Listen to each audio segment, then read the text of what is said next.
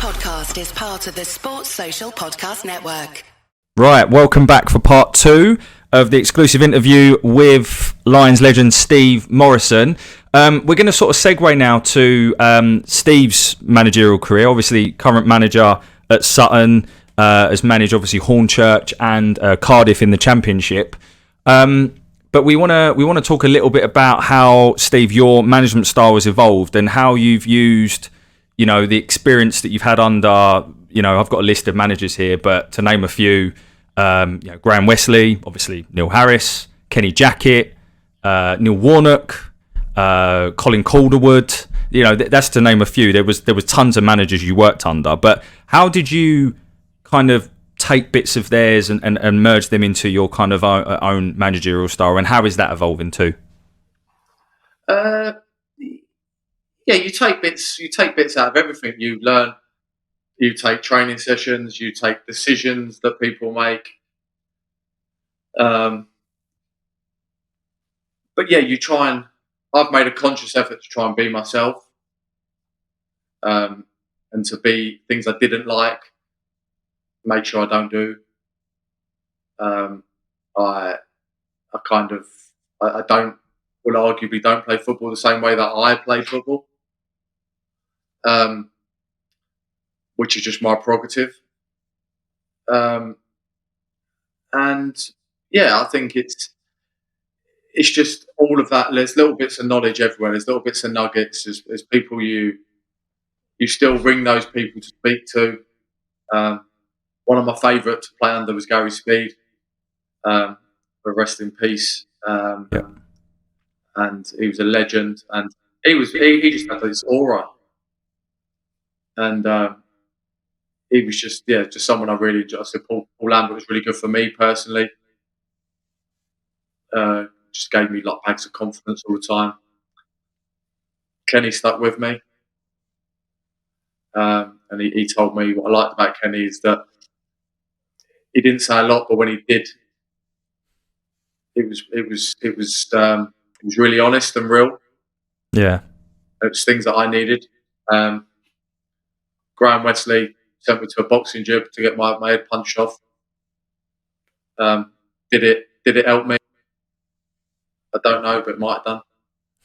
But he gave me a lot of confidence. Kept giving me the armband really young and stuff like that. He was always honest. If he said something, it would happen. So when I didn't move to Millwall, for example, in the Jan, he said, "You'll leave at the end of the season." And I did.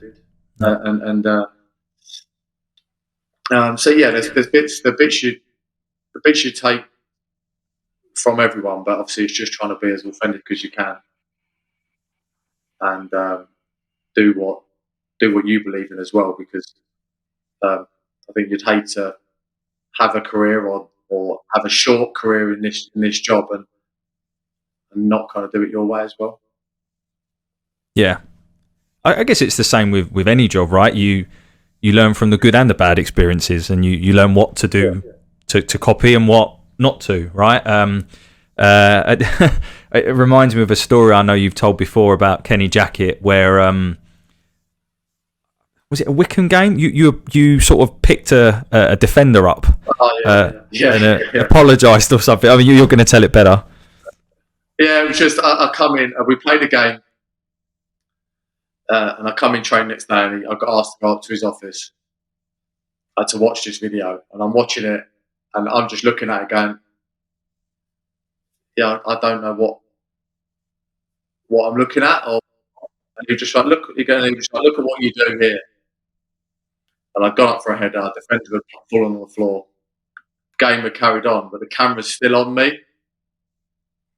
And I'm picking him up, like patting him on the back, checking he's all right. And he literally said to me, "You ever again, and you won't play for me." And I was just like, right, okay. But I wasn't, and then obviously I evolved into being that type of player. But yeah, he did lots of things. Like I missed the open goal at Staines in the FA Cup at the far post, and he got take me off like instantly. And I remember sitting down thinking on the bench going, that's it. That's me done. And then the Tuesday night, he starts me again. 94th minute winner against MK Dons, and that is the rest is history moment, because it literally was like, that was my Millwall career from then, wasn't it? It was just like 22 goals, playoff finals, wins, FA Cup runs, all off of that moment. Yeah, and we're gonna. I mean, I've already sent you these, but we're going to talk about some of your. They're sort of my most memorable games of you. I mean, and you can compare whether you think that or not. But before we do, I just want to finish on your managerial career and just one more question around, like, how different is it to manage? You know, you've managed all sorts of the pyramid already, right? You know, and you played. Personally, I think you had quite a successful spell at Cardiff, given the amount of changes. Well, I think you signed 17 players. It was a big change, including Marlon.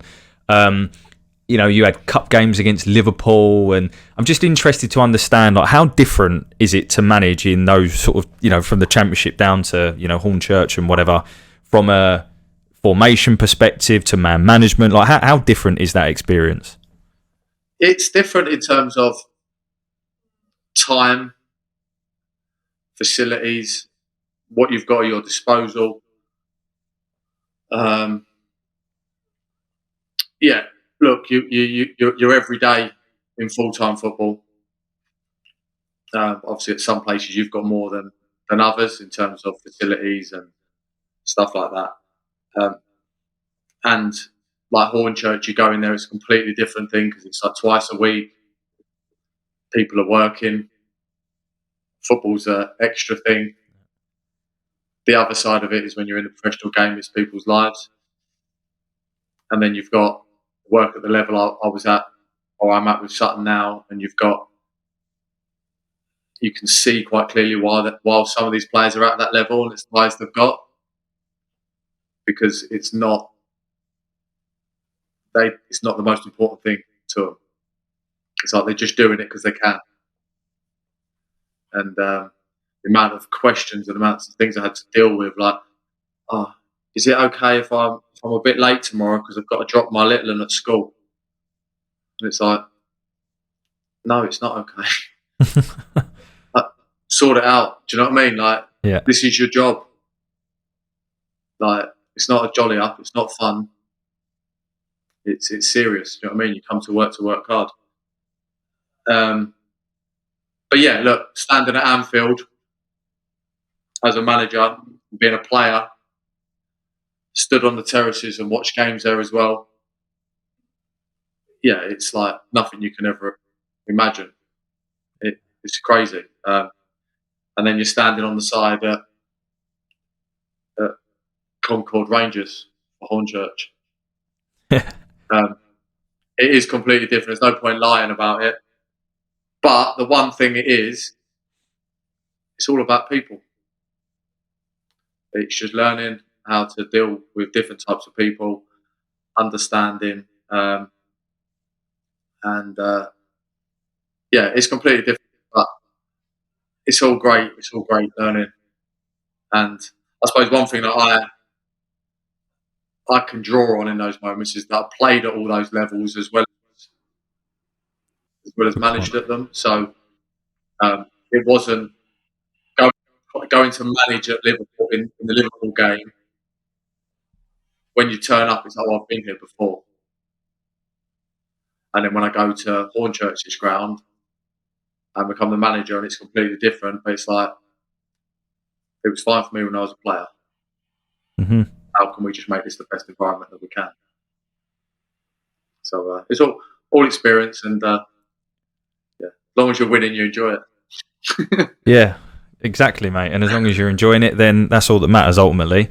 And it's funny you talk about, I've been here before, because I remember it might have been the Wall Talk interview again, where you were talking about the Tottenham Cup game where we got battered, didn't we? But you talked about the fact that you were probably the only one in that change room was like almost not there for the day out. You know, you talked about how that you'd played there before with Norwich, so you were like, right, well, you know, we're here to turn up. And you know, I think you said when Harry Kane got taken off, that you thought you had half a chance, and then Son come on, I think, and bagged the hat trick. But but yeah, that was a really interesting one. So we're going to move on to talk about some of your sort of Millwall moments, and I think, you know, for me, and the reason I loved your career at Millwall is because I could see from a fan's perspective how you'd evolved as a player and as a character for your two spells. I think, you know, your first spell, for me, you were more of a roarer, playing on the shoulder, pacey, first-time finish sort of striker, which obviously deservedly got your move. And then when you come back, I felt like you'd mastered dark arts a little bit more. You played a slightly different role where you was doing the chopper role for Greggs. And I just always seem to remember you peeling onto a fullback and winning headers, and you just became a slightly different type of player. So I'd love to hear from you around how you felt you evolved as a player over those two different spells. Yeah, look, I totally agree. I would, when I went to Millwall first time round, I'd arguably say I was on the shoulder. I was a runner, I'd score goals. But I remember the player final against Swindon. I just ran the two centre halves into the ground. I must have gone past them a million times, and we just didn't quite get that next goal that we needed. And we do that quite often. And then when I came back, I had Gregors doing that, and I had to find a way to be like relevant and to learn. And I did learn. I learned how to use my body. I just learned how to nudge someone, how to win a header. I became a better like target man. I'd arguably say I never was a target man until that period. No. And I just learned. I learned it, and there was something I was good at getting on the diag. We played to that, so it wasn't like I was really good at it. I was good at it in the end, but we worked on that. We worked at working the ball from one side, then getting it to Coots. I would then peel on who I needed to peel on, or it'd go to Hutch or Webby, whoever it might be, and I would go the other side. I would work on it, and Gregors would get off it, and we'd back it up from the midfield too. And we just found a way that worked, and people couldn't really deal with it. And yeah, it was the dark arts, and that you had more information.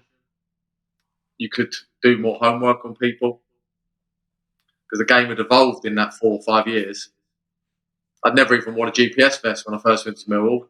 Then you go to Norwich, and then you wear one for the first time. Now everything's getting tracked, and now you're finding out it's just it all changed very, very quickly.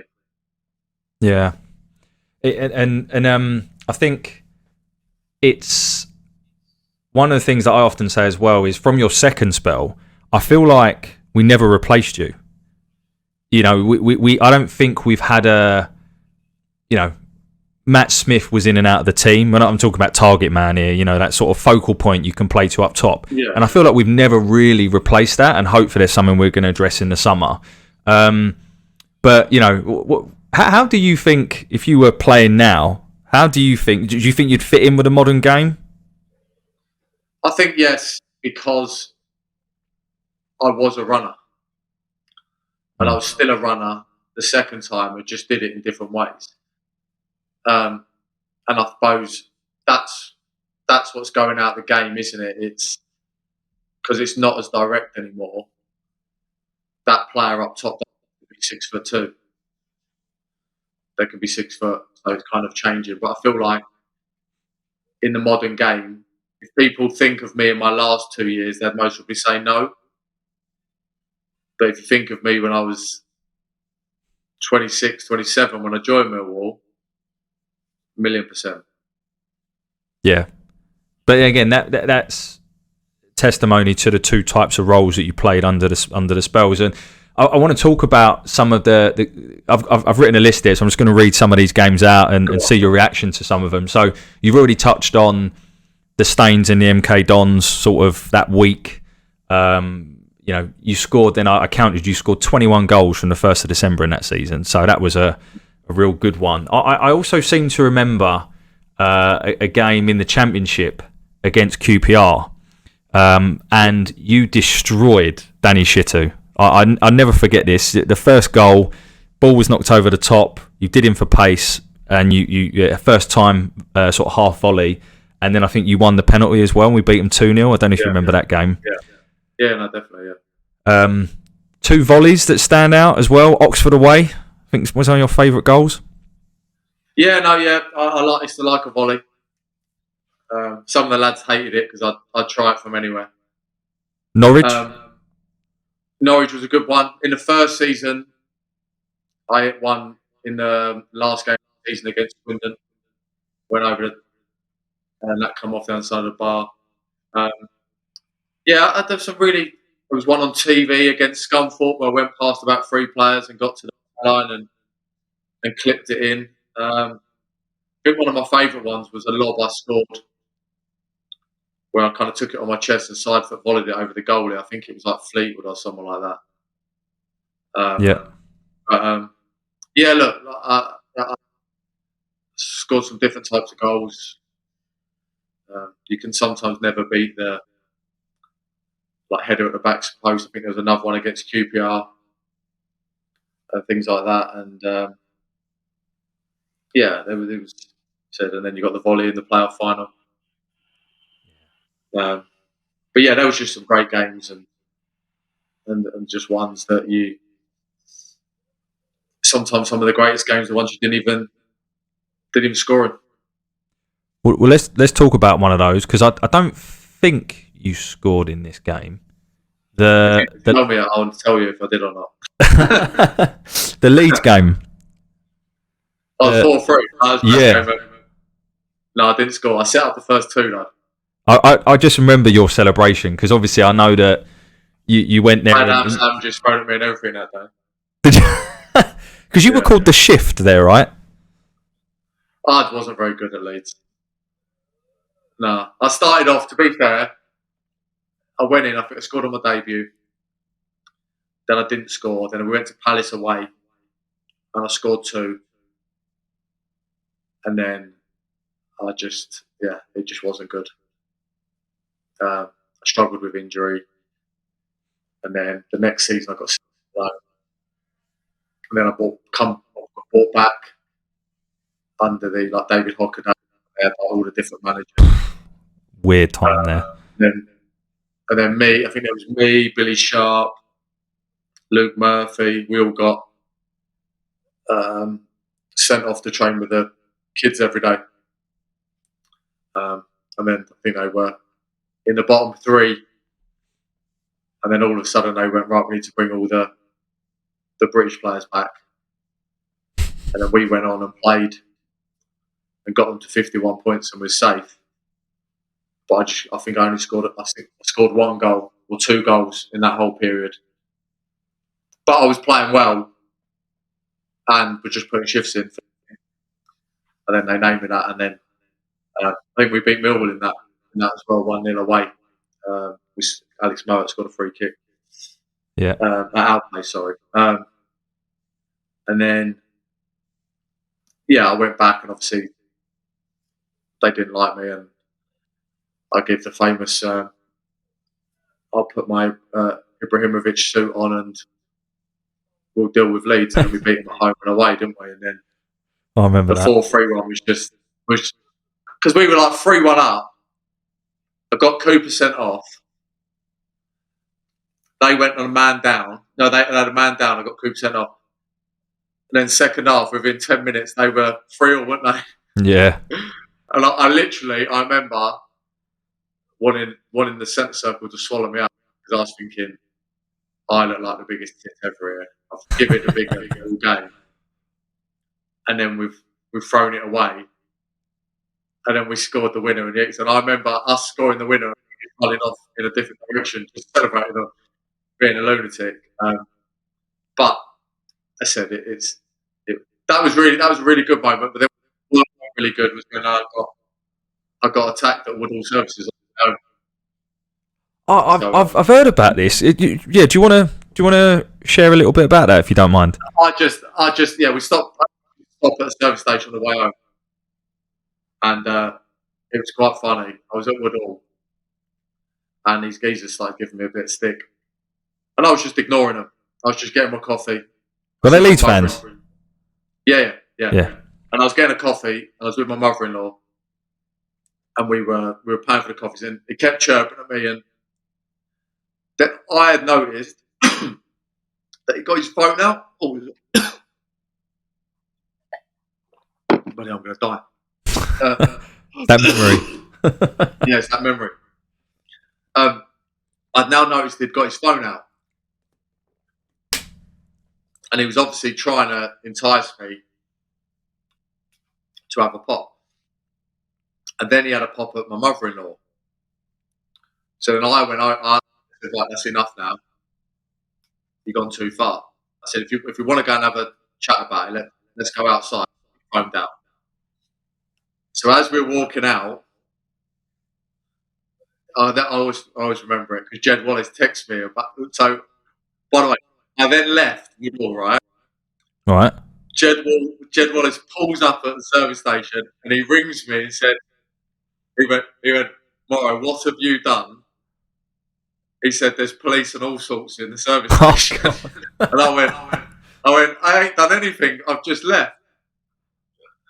And what had happened was, as I'm walking out and this geezer's like, me and this guy are kicking off, not like all just like verbal. The Millwall fan coach pulled up, didn't it? Nice.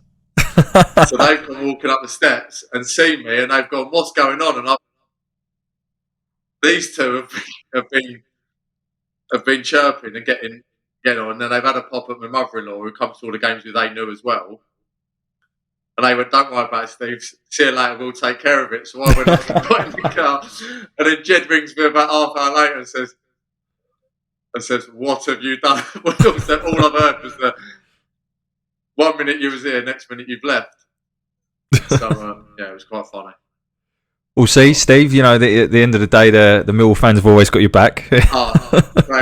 They turned up at the right time. It's perfect. I don't know what I was going to do. I've never had a fight in my life. I mean, again, it shows you though, like the way you play on the pitch, you would never you'd think you would be right up for that. So not my street at all. So I now want to talk a little bit about like the impact that one player can have on a team's fortunes. Going to talk a bit about some players that you played with and the impact that they've had, players that are still potentially at the club. But I do want to start on just sort of going back in time and saying, you know, that first season when we got promoted back in the Championship, and we were doing really well. You know, I remember going to Burton away. I'm sure I did, and we won 1-0. We went on this mad run, and we'd signed Tim Cahill at this period as well. And he didn't play much, right?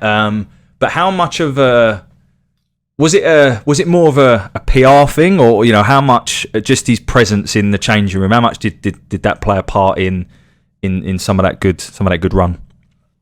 The biggest thing in that run was Marshy. He come and he was just like different class, wasn't he? He was just like. What happened to him? He's done a few podcasts from what I've heard. Yeah, he has. Yeah, in pubs. Yeah, no, he was different class, and obviously Tim come in. I think it was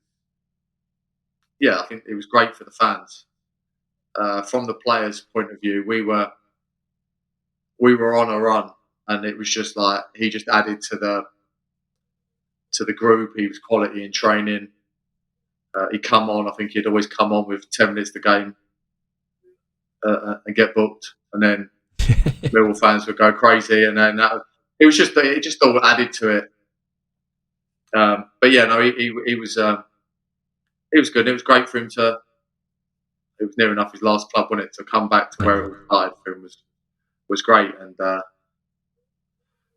think I said the fans loved it, and he played his part in what was a very close. I think it was 16 games unbeaten or something, wasn't we? Yeah, it was crazy. And we just fell short. Yeah. Could he still play? Like, because one of the things I wondered was about this whole, not to discredit, one of the best players I've ever seen put the shirt on, but was it a thing to build camaraderie with the fans and with a dressing room, or actually did they actually bring him back to initially to actually play a part? He couldn't get in the team because we were playing so well, but like, I guess my question is, could he still play? Yeah, we're not really. I'm not sure. We heard him that he was coming back. You don't really know. He was always just like, oh yeah, whatever. Do you know what I mean? Yeah. And he did come back, but then as you time, it's like you had Jed on the one side, Marsh on the other side, me and Gregor's midfield was pretty much sorted. So it was, as you said, it was where. So maybe initially it was coming. Maybe psychologically we all upped our game. You never actually know, because at the time we were just in the flow. He used to come to Thursday Club, so it was fine. That's all that matters. Yeah, all that matters. He never used to pay though. That was upsetting. Oh really? I'm sure he's got a fair few quid. That's. I know. I was hoping he was going to pick up the old tab. Yeah, you'd like to think so.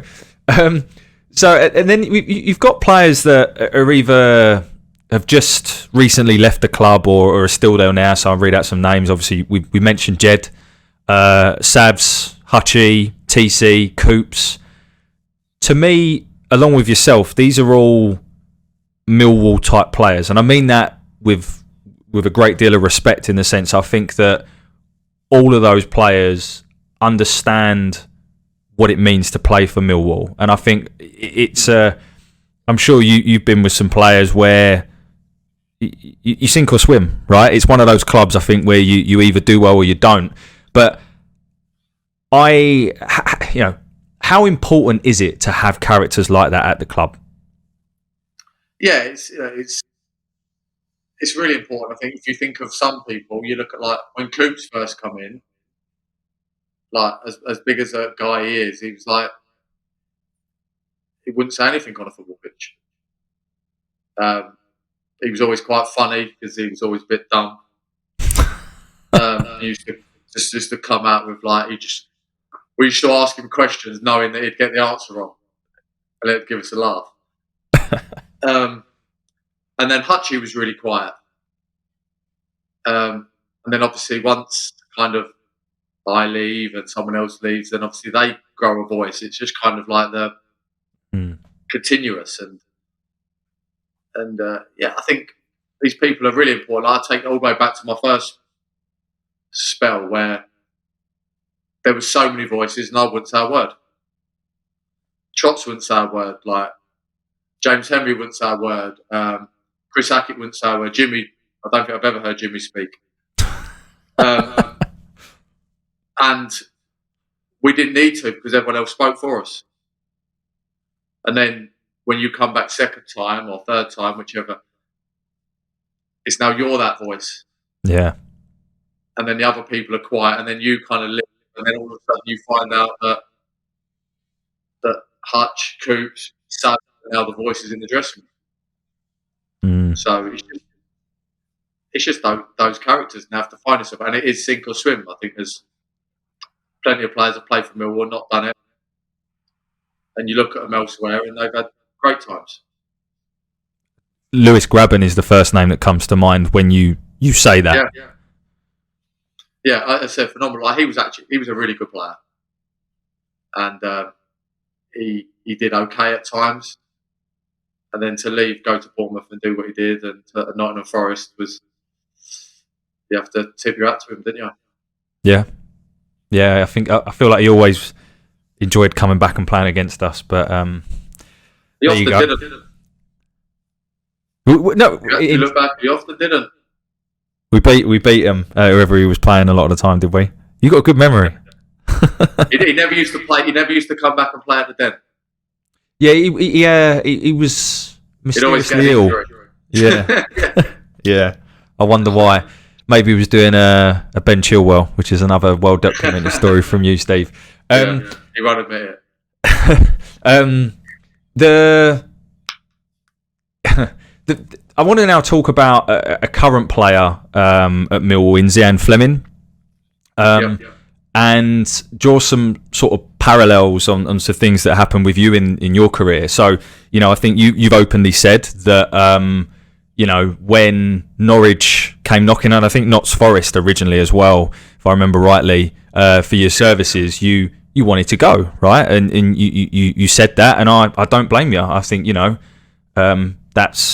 it's a job, right? And you've openly said you didn't have necessarily the loyalty that you do now to the club at that stage. So to me, logical, makes sense. We'd all do it. We're all human.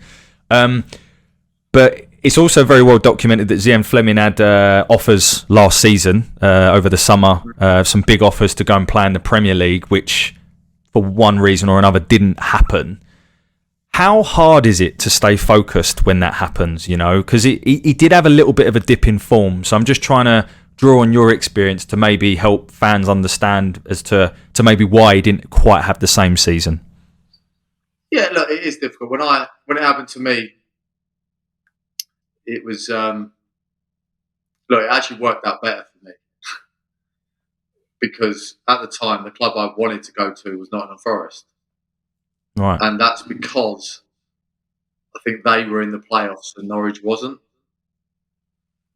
It actually ended up flipping full circle and Norwich got automatically promoted. But to be honest, and then we got to the season and I thought, they're not going to come back for me now. And then that move's dead. And luckily they did. But let's say there's loads of factors in it. At the time, you're getting the phone call to say they want you and they're offering you, I was on a very small wage at the time in the scheme of things. And they're offering like 5-6 times what you're on. And you're thinking like, are you going to give me that? No. See you later. Well, I've only been here 18 months. I've scored 15 goals by Christmas or whatever it was in the Champ, which I never thought I would do. And now I've got an opportunity to go to the next level in the pay structure. Like, it's something that I wanted to do.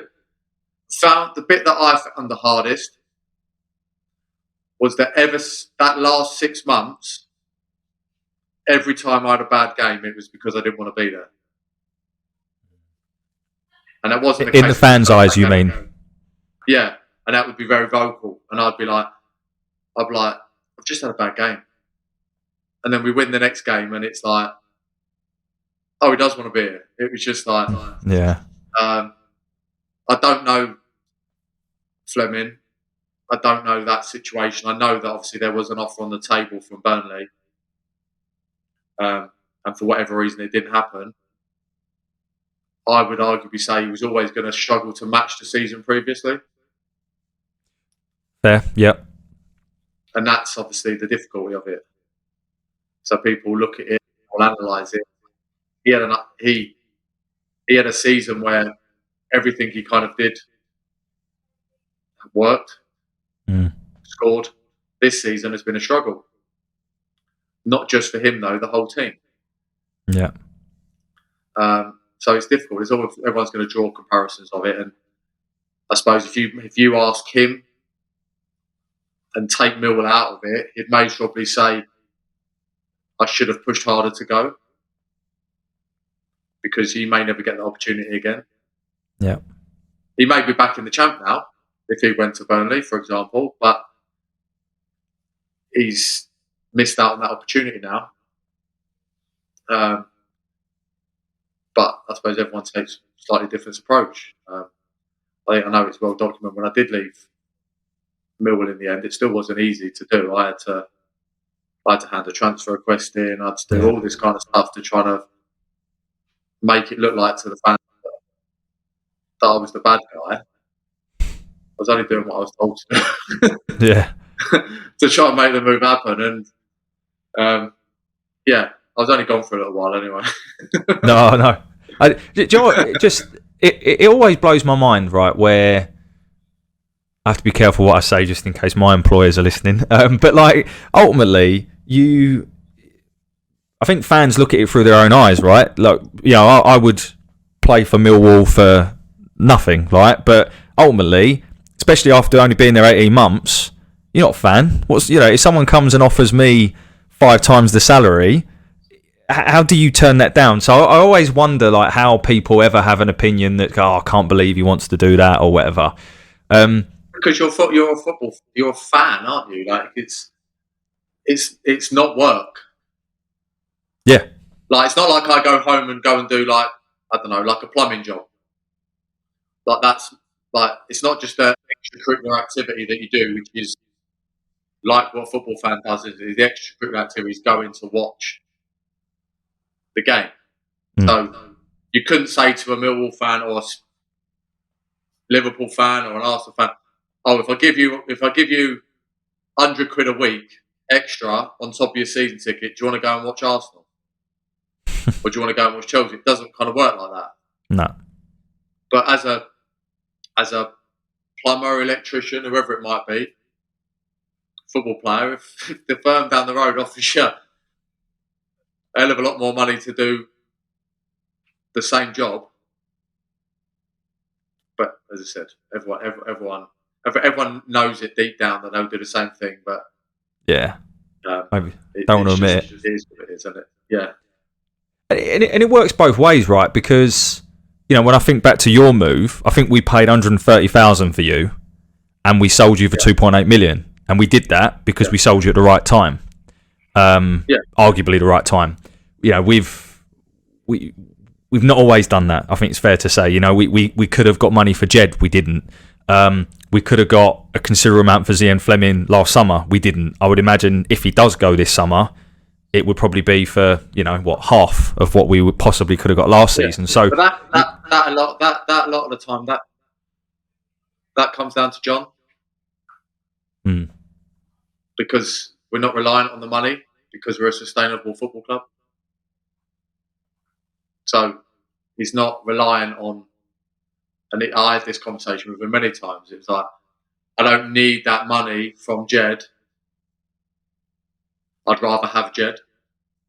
Yeah. So until Jed tells me I want me to leave, then he's happy to rather watch Jed play and help the team, which he did very, very well. Yeah. And even when people knew he was going to kind of leave the year, he still performed.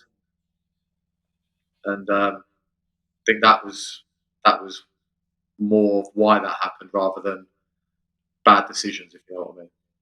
Yeah. And it, again, just shows you the man that John was, that he put the club first and over ultimately more money, which not all, let's be honest, not all owners would they? So yeah, of course. Yeah. One last question before we sort of end up with our quickfire round, Steve. What's your view on what you think Millwall need over the summer in terms of players? Look, I think obviously freshen up the group. Need some fresher faces. Chopper's been talking about the playing style evolving over time. Won't be instant. Then that just becomes players to evolve that style. I think they need a goal scorer. Yeah.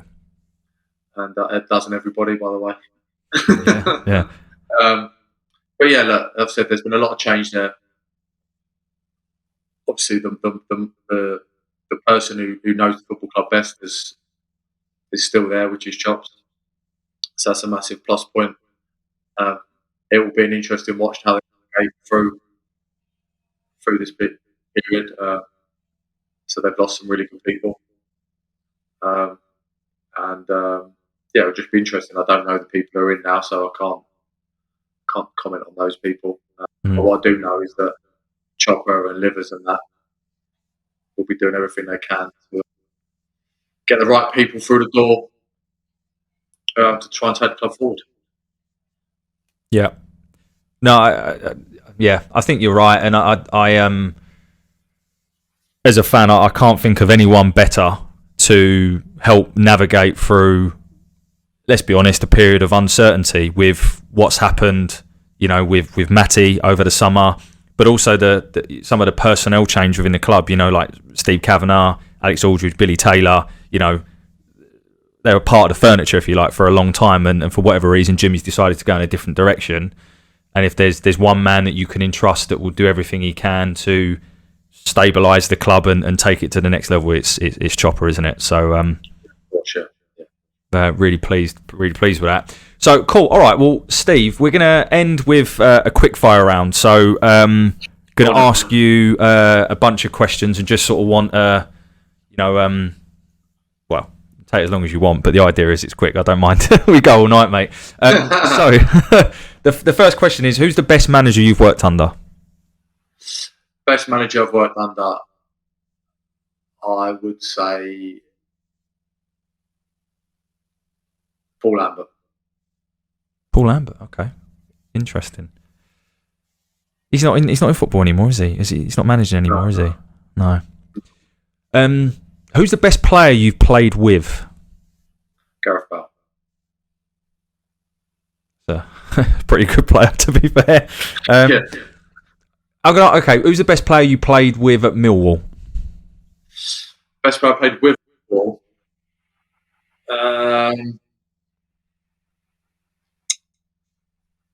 That's a really difficult question. I suppose the best player for everything, I'd say Jed. But if you're talking about the best footballer, you're talking about Willow was excellent. Yeah. Best partner I ever had was Gregor's Chopper. Always hated playing against our defenders. Yeah. Never wanted to play against Robbo and Wardy and people like that. Coops. But just for all-round ability at Millwall, I'd say Jed was top draw. Yeah, I'd love him back tomorrow, but I think he's fairly happy at West Brom. Who's your best friend in football? Best friend in football, I'd say my mate, my assistant manager now, and I played with him when I was in non-league, Bishop Stortford. All right. I met him then, and we've been friends ever since. Even though he hasn't.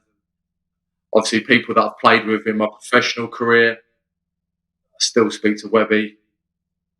I still speak to Jed. So those two, maybe within football, that are the two that I still speak to on a regular basis, and we speak to each other if we need advice. And Jed, I'm always there for, and Byron if they need any. Byron now just rings me and wants to know help with his coaching courses, and Jed just wants to ring me to ask me questions. Well, obviously Webby's now back in the Football League, isn't he, as well? So yeah, he is. Yeah. What's one motto that you live your life by? No excuses. I love that. We're more alike than just the grey hair, Steve. I think that's very similar to mine, mate. Same hairstyle as well. Mate, I went grey when I was like 24. No, yeah. I was 20. I was mid-20s, but I had no hair. I shaved it all off, didn't I? So. Yeah, I remember when you come back on the loan spell, you went bald, and I was like, what was he doing? What was he doing? It made sense when it started to grow back. I dyed mine for years, and then the missus was just like, what are you doing? Just embrace it. It is what it is. Yeah. Anyway, side note, who's your favourite footballer of all time? Growing up, I loved Say that again, sorry? Alan Shearer. I loved Alan Shearer. What a player. Yeah. He was my favourite. Great player. Tell me a club that you enjoyed playing against the most. Enjoyed playing against them. Do you know what I really enjoyed playing against? Nottingham Forest. Why is that? Always scored against them. Which is why they wanted to sign you. Yeah, always scored against them. Always liked playing at the City Ground. It's a great ground. Yeah. And I just seemed to always score against Nottingham Forest, home or away. Didn't matter. Yeah, it was just one of those teams, I suppose, that I always liked playing against. Yeah, and the other one, obviously, we haven't only played them a couple of times because we've never seen them since, which is Charlton. No. Oh, you scored in the famous 4-4, didn't you? I scored both ends of the pitch. Yes, you did. And the one at home, I scored another 2. I think we played them four times in those 2 years. And I definitely scored like 4 or 5 goals. So yeah, it was just one of those teams that, again, always like playing against, but obviously we haven't seen them for a few years. No. Although I think they're just signed Alex Mitchell off of us. I think they're doing some good business. So we'll see. Always a pleasure to play them. 6 points easily. Who's the biggest? I've worded this correctly. Who's the biggest Wally that you've met in football? Biggest one? Are we talking about someone who's stupid or just someone I don't like? Interpret how you want, but I guess probably the latter. There's too many. I love that. Yeah, look, I can't think of anyone off the top of my head I didn't like. Yeah, I didn't. Me and Scott McDonald didn't get on too well when I was at Millwall under Steve Lomas and Ian Holloway, but he's a nice enough guy. But we just didn't get on the pitch. There's no one. There's too many people that I've called Wallies in my career. Yeah. Say no more. Say no more. What was your fondest Millwall memory? Fondest Millwall memory? Yeah, the playoff final. Like, as much as what went on, it's the one thing that you always get reminded of. It's the one thing that always gives you goosebumps. And yeah, it was first time we got promoted as well. There's still great memories, but obviously, like Roy the Rovers kind of story when you're thinking, yeah, last minute win the game, captain. It was, it was a great moment. You can't write it. Well, if you wrote it to win 1-0 in the last few minutes, that's how you'd write it, right? Yeah, it was just brilliant. Yeah, exactly. Brilliant. Maybe this answers the next question. I don't know, but which spell did you enjoy the most? Because obviously we talked about how you played different roles in the first spell and the second spell. Which one did you enjoy the most? Joe, that's really difficult, because I think I scored a lot more goals in a shorter time the first time. But then the second time, I think I scored 19 2 seasons in a row and then didn't really score as many. But they kind of, the seasons like mimicked each other, if you know what I mean. Like, got promoted, nearly got promoted, then got promoted, had a great year in the champ. I think both spells equally, just for different reasons. Yeah. Obviously, the second time, I had a lot more responsibility. I was a lot bigger personality. Played some excellent football, especially in League One. Like lots of important goals. Had a great partnership with someone, and I just think my first, both those spells was part of a really good Millwall team. So and good dressing rooms, as you've said before as well. Yeah. I'm going to change this question slightly to what I sent you. I hope you don't mind. No. Would you ever come back to Millwall in some capacity? And Have you ever applied to come back? Yeah, I would, 100%. Have I ever applied? Never applied in an official capacity, no. Always had relationships where if I wanted, I would always have the conversation where I'd say, look, if you're interested, you know my number. But I've never gone through the process.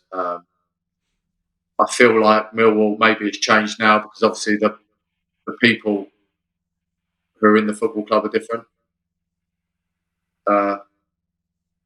For me, I feel like it's a job that I don't need to apply for. They kind of know me. They'd see what I was doing. If they thought what I was doing was good, then they know I'd love to have that conversation if it ever happens. So, yeah, what will be will be. I've got to do a good job where I am first, and see what happens in the future. Yeah, well, I think I speak on behalf of most of the Millwall fans to say I think we would absolutely love to have you back in some capacity, mate, whatever that will be. And final question, just to keep up with the recency of events. How are England going to do in the Euros? And if you don't think we'll win it, who's going to win it? I think we'll get to the semi-final. I think England will get to the semi-final and they'll lose on penalties. Shock. Yeah, let's just stick with tradition. Yeah, I think Spain are going to win it. But I think it'd be great for football if someone else did outside of France and Spain and Germany. So anyone else? Anyone else, but I'd like to win it because I'd love to see Ronaldo win it, and he could retire with the trophy under his arm. That'd be good fun. Yeah, blood and tears. Again, this time for the right reasons. Yeah, no, definitely. Right, well, anything before we close out that you want to sort of final words to say to the Millwall fans or anything at all, Steve? Nothing outside of look. I love playing for the football club, and my happiest time as a player. And thanks for your support. Love it, Steve. Yes, no, thank you, Steve, and thank you so much, as I said at the start, for taking time out of your busy schedule to do this. I really do appreciate it. So yeah, thank you very much for that. No problem. Thanks, Steve. Cheers. Sports Social Podcast Network.